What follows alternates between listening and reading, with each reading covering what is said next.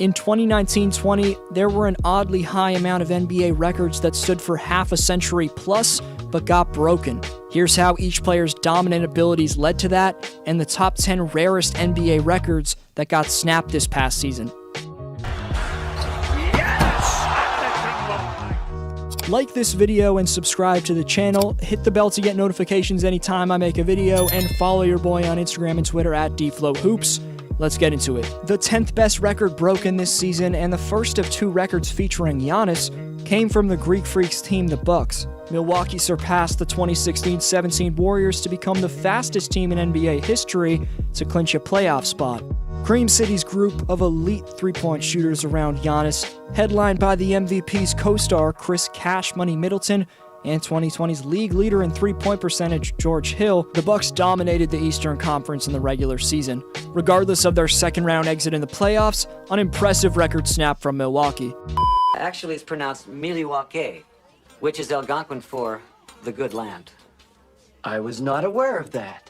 For Knicks fans, it's an understatement to say there hasn't been a lot to cheer about the last 7 years. The fact of the matter is, the New York Knicks are horrible. It is that simple. They are a travesty.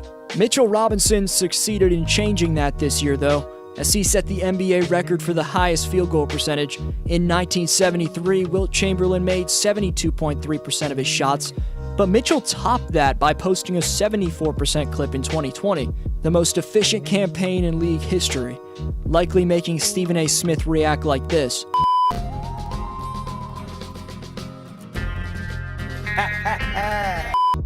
The beard may have been trimmed in the second round for a second straight season, but on December 14th, 2019, Harden did something that no one else has done in this league's near 75-year history. While Harden joined Steph Curry as one of two players with back-to-back games of 10 threes, James also became the only man of all time to record 2 straight games of recording 50 points while having 10 threes. Call his stepbacks a travel all you want, but that's a special accomplishment for the league's best pure scorer. You're probably not going to witness a more dominant 2-game stretch like that in a very long time. He got hurt several times throughout the playoffs, but Jamal Murray persevered and was able to put up 2 50-point games in his first-round series against the Jazz. One of them was in Game 6, where to keep the Nuggets alive, Jamal took the fewest field goals ever needed for a 50-piece in NBA history, making a ridiculous 17 of his 24 field goals. Jamal's performance broke Bob Cousy's record of 25 attempts and 50 points, so Jamal broke a record that stood for about 7 decades and now owns the most efficient 50-piece of all time. While in the regular season, Luka Doncic passed Michael Jordan to set the record for the longest streak of games with at least 20 points, 5 rebounds, and 5 assists, his most impressive broken record occurred in the postseason. Ranking as the 6th best record set this year, Luka Doncic passed John Williamson to score the most amount of points in his first playoff game in league history. Go see if I think the Slovenian sensation has the most potential in the league in my last video, but it's clear that after an insane first impression under the bright lights of the postseason, that Luka is going to be around as one of the top players in this league for a while. 4 players ever have played in the NBA for 21 seasons. They are Robert Parrish, Dirk Nowitzki, Kevin Willis, and Kevin Garnett. Carter topped that in 2019-20 to set the new NBA record for the most individual seasons played ever. During his 22-year NBA career, Carter played 7 seasons for the Toronto Raptors, 5 seasons with the New Jersey Nets, 3 seasons each with the Dallas Mavericks and Memphis Grizzlies, 2 seasons each with the Hawks and Orlando Magic, and 1 season each with the Sacramento Kings and Phoenix Suns. Pretty crazy. An 8-time All-Star, Carter was the 1999 Rookie of the Year with the Raptors and put on the greatest dunk contest ever single-handedly in the year 2000. He then averaged a career-high 27.6 points for Toronto and saved the Raptor franchise in the process. Carter was a top star in the game and is debatably the greatest dunker in history. But the fact that he was able to sacrifice both his ego and body, becoming a role player as his career progressed, to become the longest tenured veteran of all time, that's most impressive about VC's career. The 4th most impressive record broken from this past season is the Bulls' 7th overall pick from the 2019 NBA draft, Kobe White, setting the rookie record for threes in a single quarter.